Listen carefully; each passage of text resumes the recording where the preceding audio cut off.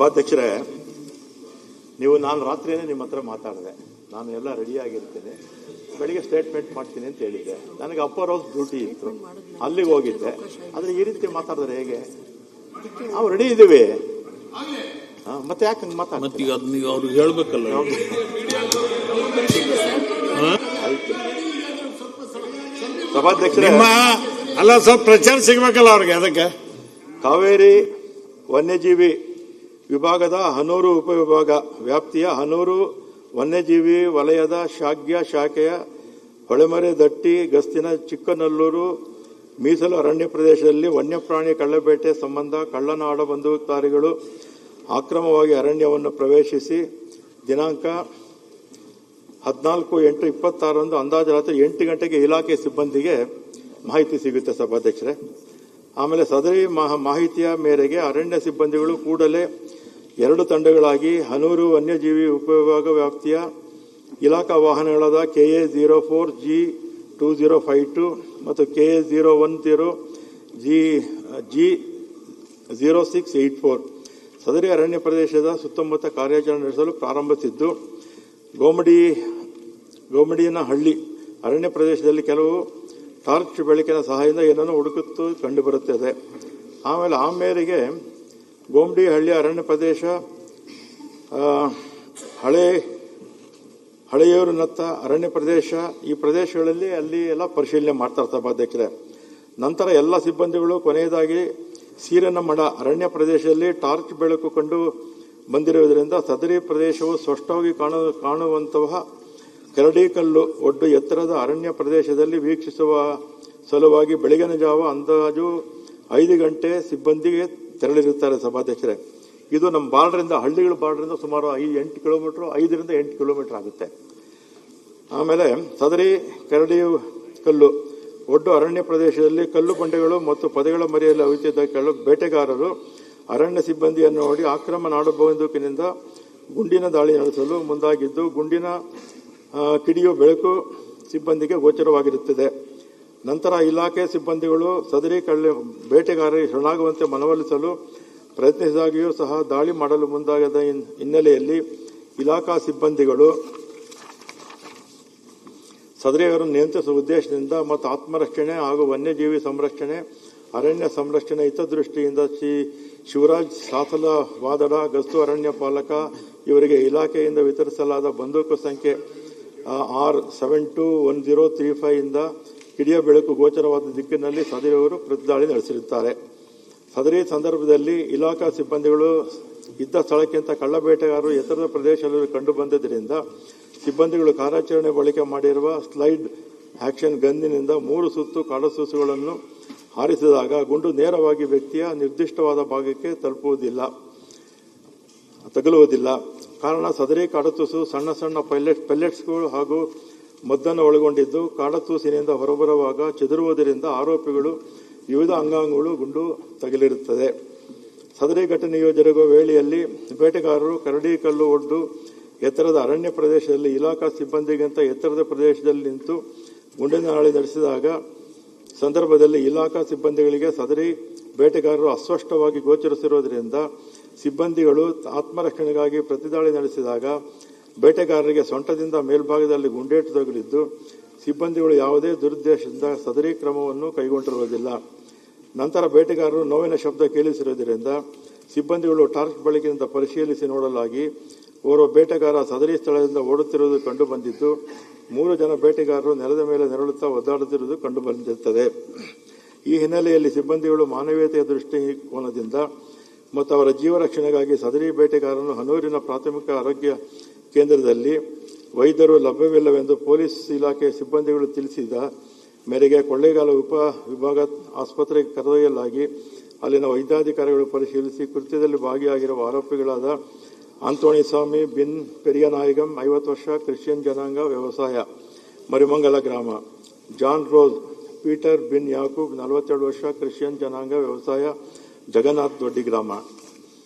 ಆಮೇಲೆ Kumar bin late ಸವಾರಿಯಪ್ಪನ್ 33 ವರ್ಷ, Christian ಜನಾಂಗ, ಹಿಟಾಚಿ ಆಪರೇಟರ್, ಲಾರೆಸ್ ದೊಡ್ಡಿ. ಮೂವರು ಬೇರೆ ಬೇರೆ ಗ್ರಾಮದವರು. ಇವರು ಮೃತಪಟ್ಟಿರುವುದಾಗಿ ದೃಢಪಡಿಸಿರುತ್ತಾರೆ.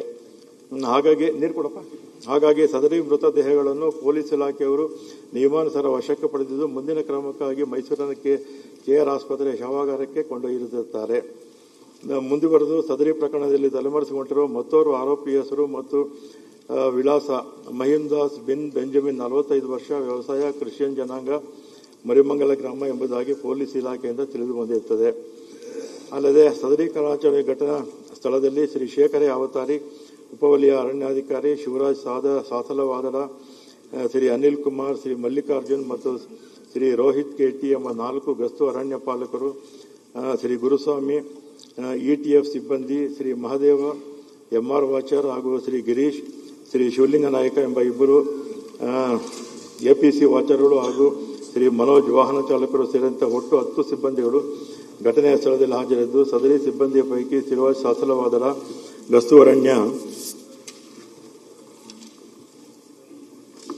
ಪಾಲಕ ಇವರಿಗೆ ಸಣ್ಣ ಪುಟ್ಟ ಗಾಯಗಳಾಗಿದ್ದು ಚಿಕಿತ್ಸೆಯನ್ನು ಪಡೆದಿರುತ್ತಾರೆ.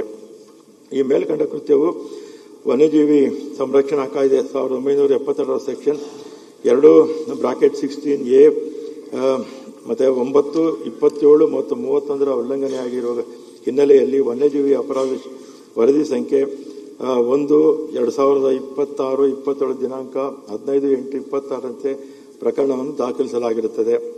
ದಿನಾಂಕ 18/7/26ರಂದು ಸದರಿ ಬೇಟೆಗಾರರ ಜೀವ ರಕ್ಷಣೆಯ ಉದ್ದೇಶದಿಂದ ಘಟನಾ ಸ್ಥಳದಲ್ಲಿದ್ದ 2 ಸಂಖ್ಯೆಯ ನಾಡಬಂದೂಕಿನ ಜೊತೆಗೆ 4 ಬ್ಯಾಗ್ಗಳಲ್ಲಿ ಇಲಾಖಾ ವಶಕ್ಕೆ ಪಡೆದು ಆರೋಪಿತರನ್ನು ತುರ್ತಾಗಿ ಆಸ್ಪತ್ರೆಗೆ ಕರೆದೊಯ್ಯಲಾಗುತ್ತದೆ.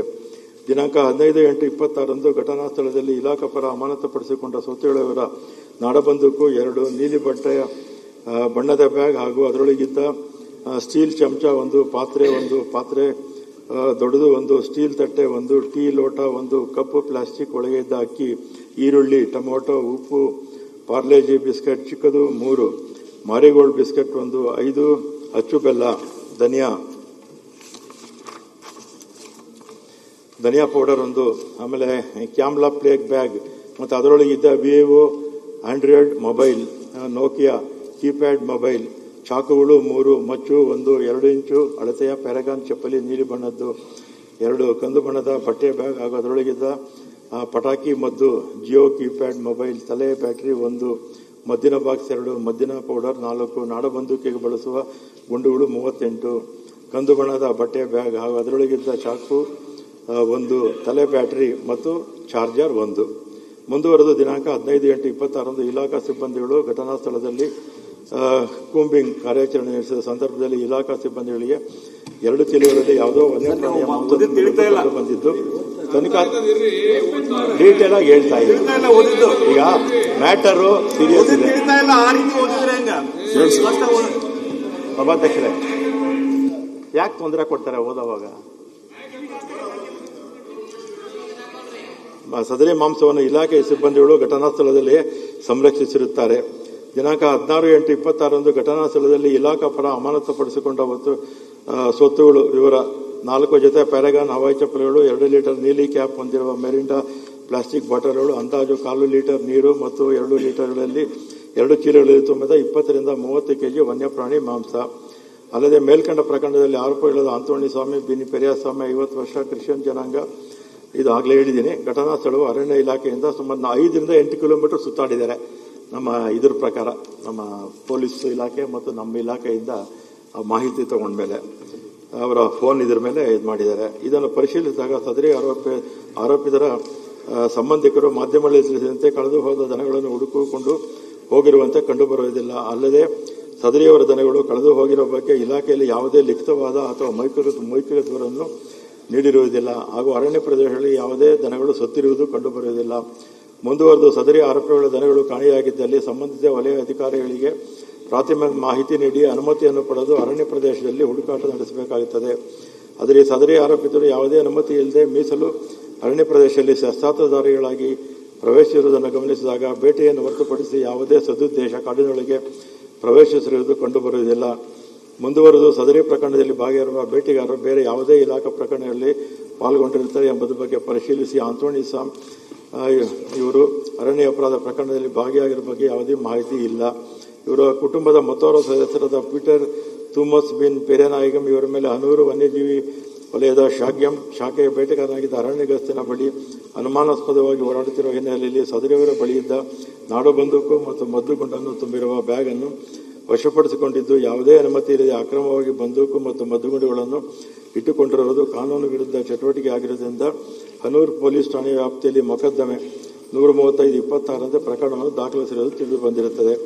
ಅಲ್ಲದೆ ಮೇಲ್ಕಂಡ ಪ್ರಕರಣದ ಮತ್ತೊಬ್ಬ ಆರೋಪಿಯಾದ ಮಹೀಮ್ ದಾಸ್ ಬಿನ್ ಬೆಂಜಮಿನ್ 45 ವ್ಯವಸಾಯ ಕ್ರಿಶ್ಚಿಯನ್ ಜನಾಂಗ ಮರಿಯಾ ಮಂಗಲ ಗ್ರಾಮ ಇವರದು ಹನೂರು ವನ್ಯಜೀವಿ ವಲಯದಲ್ಲಿ ವನ್ಯಜೀವಿ ಸಂರಕ್ಷಣೆ ಕಾಯ್ದೆ ಪ್ರಕಾರ ಅರಣ್ಯ ಮೊಕದ್ದಮೆ 1-20-20-20-21 ದಿನಾಂಕ 5/6/20ರಂತೆ ದಾಖಲೆ ಹೆಸರು ದೊರಕಪಟ್ಟಿರುತ್ತದೆ.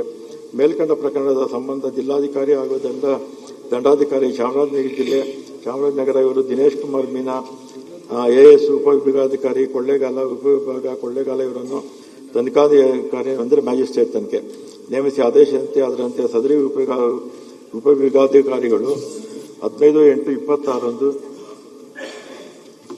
ಘಟನಾ ಸ್ಥಳಕ್ಕೆ ತನಿಖೆಯ ಸಲುವಾಗಿ ತೆರಳಿದ್ದು,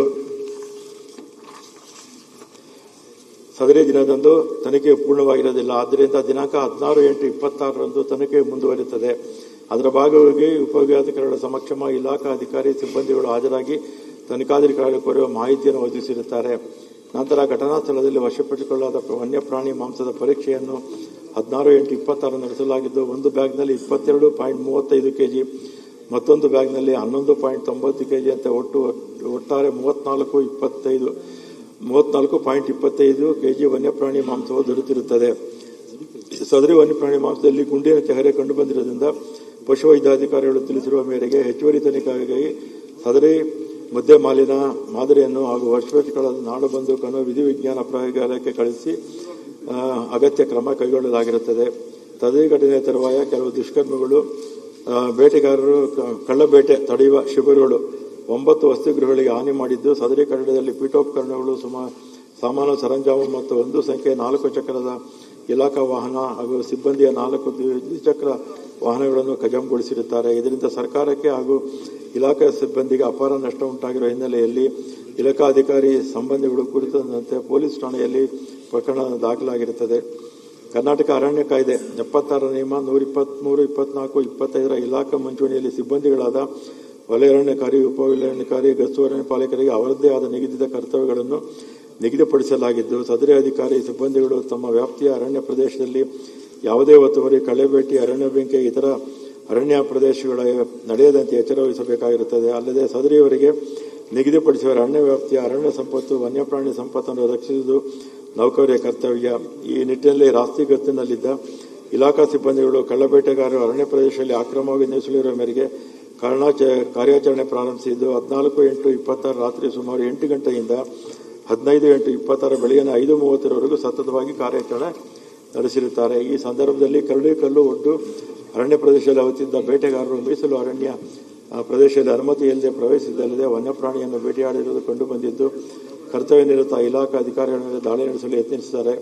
ಸದರಿ ಬೇಟೆಗಾರರಿಗೆ ಸಿಬ್ಬಂದಿಗಳು ಶರಣಾಗುವಂತೆ ತಿಳಿಸಿದ ಮೇರೆಯೂ ನಾಡು ಬಂದೂಕಿನಿಂದ ದಾಳಿ ಮಾಡಿದ ಸಂದರ್ಭದಲ್ಲಿ ಜೊತೆಗಿದ್ದ ಇಲಾಖೆ ಸಿಬ್ಬಂದಿಗಳು ಪ್ರಾಣ ರಕ್ಷಣೆ, ವೈಯಕ್ತಿಕ ಪ್ರಾಣ ರಕ್ಷಣೆ ಉದ್ದೇಶದಿಂದ ಇಲಾಖೆ ಸಿಬ್ಬಂದಿಯ ಪ್ರತಿದಾಳಿ ನಡೆಸಿರುವುದು ವನ್ಯಜೀವಿ ಸಂರಕ್ಷಣಾ ಕಾಯ್ದೆ 72ರ ಸೆಕ್ಷನ್ 60, ಕರ್ನಾಟಕ ರಾಜ್ಯ ಅರಣ್ಯ 63ರ ಸೆಕ್ಷನ್ 114ರ ಅಂತೆ ಸರ್ಕಾರದ ಸ್ವತ್ತಿನ ರಕ್ಷಣೆಗಾಗಿ ಹಾಗೂ ಅರಣ್ಯ ವನ್ಯಪ್ರಾಣಿಗಳ ಸಂರಕ್ಷಣೆ ಹಿತದೃಷ್ಟಿಯಿಂದ ಮತ್ತು ಇಲಾಖಾ ಸಿಬ್ಬಂದಿಯ ಆತ್ಮರಕ್ಷಣೆಯ ನಿಟ್ಟಿನಲ್ಲಿ ಸದ್ಭಾವನೆಯಿಂದ ಕೈಗೊಂಡಿರುವ ಕ್ರಮವಾಗಿರುತ್ತದೆ. ಭಾರತೀಯ ನ್ಯಾಯ ಸಂಹಿತೆ 23ರ 34, 35 ಪ್ರಕಾರ ಪ್ರತಿಯೊಬ್ಬ ವ್ಯಕ್ತಿಗೂ ತನ್ನ ಮತ್ತು ಇತರ ಜೀವಗಳನ್ನು ರಕ್ಷಿಸಿಕೊಳ್ಳಲು ಅವಕಾಶ ನೀಡಲಾಗಿದ್ದು, ಮೇಲ್ಕಂಡ ಪ್ರಕರಣದಲ್ಲಿ ಇಲಾಖಾ ಸಿಬ್ಬಂದಿಗಳು ಕಳ್ಳಬೇಟೆಗಾರರು ದಾಳಿಯಿಂದ ತಮ್ಮನ್ನು ರಕ್ಷಿಸಿಕೊಳ್ಳಲು ಪ್ರತಿದಾಳಿ ನಡೆಸಿರುತ್ತಾರೆ ಹೊರತು ಉದ್ದೇಶಪೂರ್ವಕವಾಗಿ ತಾವಾಗಿ ಅವರ ಮೇಲೆ ದಾಳಿ ಮಾಡಿರುವುದಿಲ್ಲ. ಅಲ್ಲದೆ ಸರ್ಕಾರ ಆದೇಶ AHFF 30 F9W88 ದಿನಾಂಕ 20/9/91ರಲ್ಲಿ ಗಸ್ತು ಅರಣ್ಯ ಪಾಲಕರು ಹಾಗೂ ಅದಕ್ಕೂ ಮೇಲಿನ ದರ್ಜೆ ಅರಣ್ಯ ಸಿಬ್ಬಂದಿ ಅರಣ್ಯ ಪದಗಳಿಂದ ಅರಣ್ಯ ಸ್ವತ್ತನ್ನು ರಕ್ಷಿಸಲು ಹಾಗೂ ಪ್ರಾಣ ರಕ್ಷಣೆ ಮಾಡಿಕೊಳ್ಳಲು ಮೀಸಲು ಅರಣ್ಯ ಪ್ರದೇಶ ಒಳಗಡೆ ಶಸ್ತ್ರಾಸ್ತ್ರಗಳನ್ನು ಉಪಯೋಗಿಸಿಕೊಳ್ಳಬಹುದಾಗಿದ್ದು, ವನ್ಯಜೀವಿಗಳು ಸೇರಿದಂತೆ ಅರಣ್ಯ ಸ್ವತ್ತನ್ನು ರಕ್ಷಿಸಲು ಹಾಗೂ ಬೇರೆ ಮಾರ್ಗೋಪಾಯ ಇಲ್ಲದಿದ್ದಾಗ ಅರಣ್ಯ ಸಿಬ್ಬಂದಿಗಳ ಜೀವ ರಕ್ಷಣೆ ಮಾಡುವ ಸಂದರ್ಭದಲ್ಲಿ ಬಂದೂಕನ್ನು ಉಪಯೋಗಿಸಬಹುದಾಗಿದ್ದು ಮೇಲ್ಕಂಡ ಪ್ರಕರಣದಲ್ಲಿ ಇಲಾಖಾ ಸಿಬ್ಬಂದಿಯು ತಮಗೆ ನಿಗದಿಪಡಿಸಲಾದ ಕರ್ತವ್ಯಗಳನ್ನು ನಿರ್ವಹಿಸುವ ಸಂದರ್ಭದಲ್ಲಿ ಬೇಟೆಗಾರರು ದಾಳಿಯನ್ನು ನಡೆಸಿರುವುದರಿಂದ ಕೈಮೀರಿದ ಸನ್ನಿವೇಶದಲ್ಲಿ ಆತ್ಮರಕ್ಷಣೆಗಾಗಿ ಅರಣ್ಯ ಸಂಪತ್ತಿನ ರಕ್ಷಣೆಗಾಗಿ ಮಾತ್ರ ಮೇಲಿನ ಕ್ರಮವನ್ನು ಕೈಗೊಂಡಿದ್ದು ಇದರಲ್ಲಿ ಯಾವುದೇ ಪ್ರಾಣಿಹಾನಿ ಮಾಡುವ ಉದ್ದೇಶವಾಗಲಿ ವೈಯಕ್ತಿಕ ದೇಶವಾಗಲಿ ಕಂಡು ಬಂದಿರೋದಿಲ್ಲ. ಇದಿಷ್ಟು ಕ್ವೆಶ್ಚನ್ ಅವರ್ ಶ್ರೀ ಕೌಜಲ್ಗಿ ಅಧ್ಯಕ್ಷರೇ, ಮಾಂತೆ ಶಿವಾನಂದ್. ಈಗ ತಾವು ಆ ಸ್ಟೇಟ್ಮೆಂಟ್ ಕೆಲವು ಓದಿದ್ದೀರಾ? ಫೋಟೋಗಳು ತೋರಿಸ್ತೀನಿ ಸಭಾಧ್ಯಕ್ಷರೇ. ಸುಮಾರು